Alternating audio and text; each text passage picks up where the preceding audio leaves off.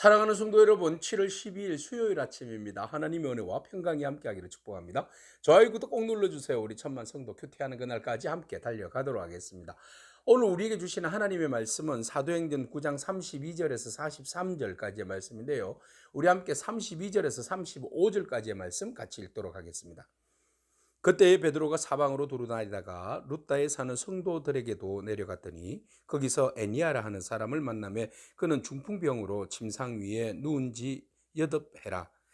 베드로가 이르되 애니아야, 예수 그리스도께서 너를 낫게 하시니 일어나 내 자리를 정돈하라 한데 곧 일어나니 룻다와 샤론에 사는 사람들이 다 그를 보고 주께로 돌아오니라. 아멘. 주제가 이제 바뀌어서 베드로의 사역에 집중되고 있습니다. 베드로가 순회 전도자로서의 흩어진 교회들을 돌보고 있는 모습을 오늘 보게 됩니다. 베드로가 사방으로 두루 다니다가, 이 사방으로 두루 다닌다는 것은 박해로 인하여서 흩어진 교인들이 곳곳에 흩어져서 신앙생활을 하게 되었는데요. 그들이 어떤 처지에서 어떤 상황에서 예수를 잘 믿고 있는지 돌아보아서 그들을 위해서 기도도 해주고 또 말씀도 전가하고 또 아픈 사람들, 눌린 자들에게 하나님의 역사하심으로 그들을 회복시켜 주는 그런 순회 전도자로서의, 순회 사역자로서의 역할을 감당하고 있습니다. 이것이 바로 신방의 일종의 시조다, 이렇게 볼 수 있겠습니다. 우리가 아픈 이들을 향하여서 돌아보는 것, 복음을 돌아다니면서 함께 격려하고 세우는 일, 우리에겐 정말 중요한 일이죠. 자, 이 일들을 감당할 때에 바로 루타라는 곳에, 예루살렘에서 요파 사이에 있는 지역인데요. 예루살렘에서 한 40km 정도 떨어진 곳입니다. 서쪽으로, 지중해 쪽으로 말이죠. 이곳에 이제 루타라는 곳이 있는데, 루타에 바로 애니아라는 성도가 한 명 있었어요. 이 애니아라는 성도가 한 8년 동안 중풍병으로 인하여서 침상에 누워서 꼼짝달싹도 하지 못하게 되었는데, 베드로가 순회를 하다가 이 사람을 본 겁니다. 자, 순회를 하다가 이 사람을 볼 때 그냥 스쳐 지나갈 수도 있어요. 베드로와 같이 큰 능력을 행하는 예수님의 수제자 같은 경우는 이 하찮은 그 중풍병자가 눈에 안 들어올 수도 있어요. 그러나 그에게는 예수의 마음이 있었기 때문에 중풍병자가 눈에 들어온 겁니다.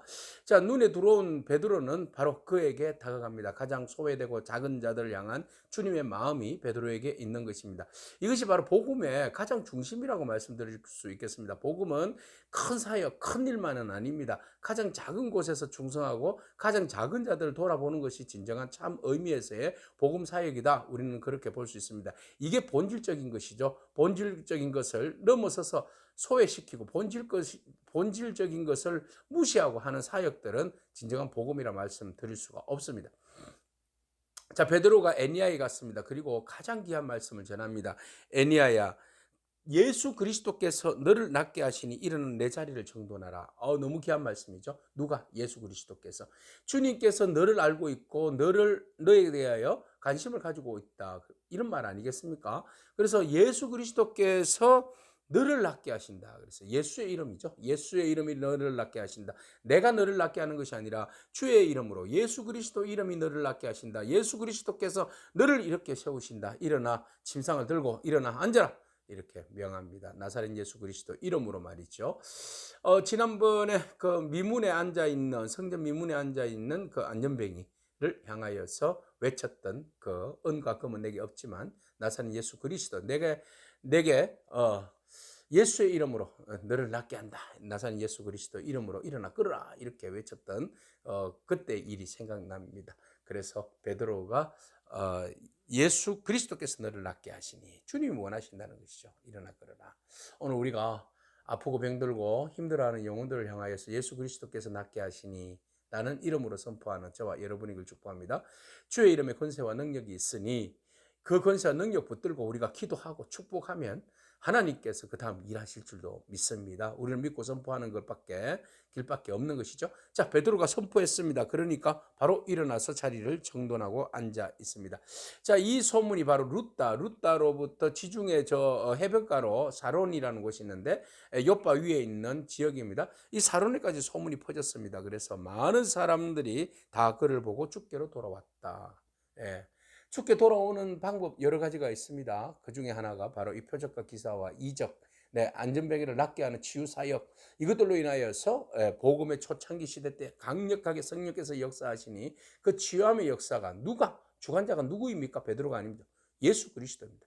예수 그리스도가 살아계신 하나님의 아들로서 그 능력을 베드로에게 주고 베드로가 그 능력을 받아서 치유하니 그 능력의 주관자가 예수니 우리가 예수를 믿지 아니할 수가 없는 것이죠. 그래서 많은 사람들이 죽게 돌아오는 놀라운 역사를 보게 됩니다. 자, 큰 역사만이 죽게 돌아오는 일이 아니다. 가장 작은 자에게, 소외된 자에게 행하는 선한 일, 착한 사역, 그 중심에서 하나님이 역사하신다는 사실 우리가 기억하기를 축복합니다.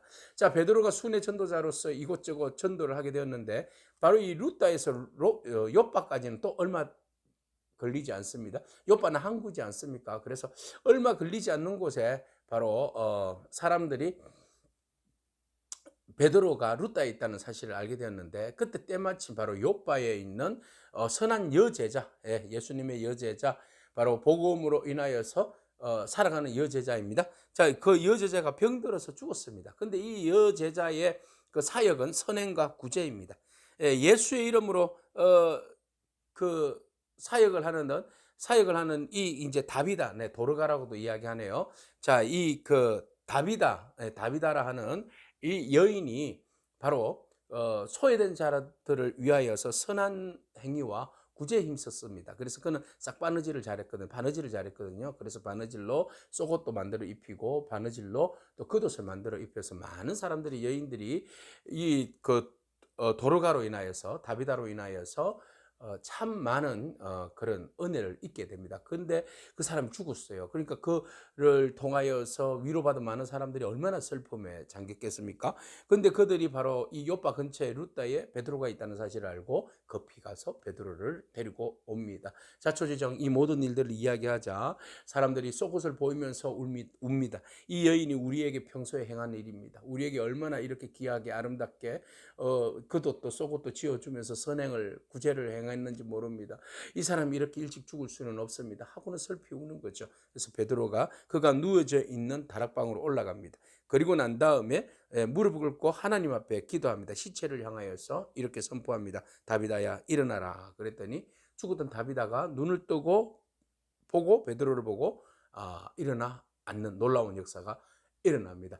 마침 예수님께서 야이로의 딸에게 소녀야 달리다 쿰 일어나라 하신 것처럼 말이죠. 자, 복음의 사역은 흉내이면서 능력입니다. 예수님께서 선생님께서 행하신 일, 주께서 행하신 일들을 우리도 따라서 하는 겁니다. 그럴 때 놀라운 권세와 역사가 일어납니다. 그리고 중요한 것은 따라하는 그 흉내로만 끝나는 것이 아닙니다. 그 마음의 중심에 무엇이 있는가가 중요하죠. 바로 도로가 가지고 있는 그 선한 마음, 애니아를 향한 그 베드로의 그 선한 마음, 가장 작은 자들을 향하여서 가지는 그 긍휼히 여기는 마음, 이런 마음이 기본 바탕에 깔려 있어야지 더 큰 하나님의 역사를 우리가 경험할 수 있는 것입니다. 자, 그렇게 해서 도로가는 일어납니다. 그리고 모든 사람들이 기뻐합니다. 베드로가 손을 내밀어 일으키고 성도들과 가부들을 불러들여다가 그가 살아난 것을 보이니 요바에 있는 또 많은 사람들이 주를 믿더라. 예수님을 믿게 하는 여러 가지 이유와 방법들입니다. 우리가 예수님을 믿게 하는 여러 가지 방법들이 있는데 그것을 우리가 총동원하여서 많은 영혼들에게 예수 그리스도를 전가하는 주가 그리스도시라는 것을 전가할 수 있는 그런 저와 여러분이기를 축복합니다.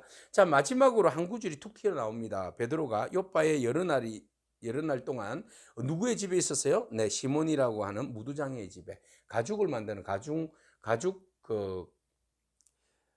직업을 가죽을 다루는 일을 직업으로 삼고 있는 무두장의 집에 가게 됩니다. 이것은 이제 성경적으로 이야기하면 굉장히 부정한 직업이죠. 시체를 다루는 직업이지 않습니까? 그래서 부정한 직업입니다. 그런데 욥바에 바로 이 부정한 사람이 있는 직업을 가지고 있는 사람 집에 가한다. 복음은 이런 것을 뛰어넘는다는 것이죠. 자, 편견과 우리의 생각을 뛰어넘는 것입니다. 유대인들의 생각 속에 너르냐나 그런 것이 있습니다. 이방인들에 대한 부정한 것, 이방인들과 상종하지 말아야 하는 것, 욥바 땅에 가지 말아야 하는데 뭐 이런 생각들. 그러나 주님께서는 유대와 사마리아와 땅끝까지 가서 복음을 전하라 하신 말씀, 그것을 따라서 이제 베드로가 순종하는 겁니다. 그리고 욥바 부쩍 떠오르는 것이 누구입니까? 요나입니다. 주의 명령을 거스리고 욥바에서 떠나버리는, 그죠? 니느웨가 아니라 다시스로 떠나버리려고 하는 이 욥바의 요나가 기억납니다. 그래서 베드로에게 은연중에 그런 메시지가 들어오는 거죠. 주님을 떠날 것인가? 그럼에도 예, 떠나 그래도 네가 떠날 것인가? 뭐 이런 이제 메시지입니다. 떠나지 않겠다는 메시지가 강력하게 이 안에 들어 있습니다. 복음을 위하여서 내가 주님을 떠나지 않고 또 내가 생각하는 나의 편견과 나의 아집을 벗어버리고 오직 주의 복음에 전념하겠다 이런 마음이 있는 겁니다. 자, 오늘 우리가 복음의 선행과 아름다운 마음들, 긍휼히 여기는 마음들을 담아서 합력하여서 죽어가는 영혼들 한 영혼이라도 살려내는 그런 복된 저와 여러분이기를 축복합니다. 기도하겠습니다. 주님 감사합니다. 복음을 통한 믿음 또는 기적을 통한 확신을 보게 하는 이 놀라운 역사를, 믿음의 현장을 우리가 보게 됩니다. 하나님, 우리 안에 복음의 능력과 또 예수 그리스도의 이름의 권세와 능력을 주셨는데 우리가 강력하게 예수 그리스도 이름을 선포하게 하시고 죽어가는 영혼들을 복음으로 살려내는 저희들이 되게 하여 주시옵소서. 하나님의 권능이 우리 안에 있고 우리가 그 권능을 행함으로 인하여서 가장 낮은 자리에 있는 소외된 사람 한 영혼이라도 바로 세워서 그들을 위로하고 축복하며 주님의 사람으로 온전케 할 수 있는 그런 은혜를 더하여 주옵소서. 우리의 편견과 우리의 생각과 아집을 던져버리게 하시고 오직 예수의 복음에 열정을 가지고 사람을 살려내는 일에 집중하게 하옵소서. 예수님에게 하신 이름으로 기도합니다. 아멘. 오늘도 믿음으로 승리하길 축복합니다. 아멘.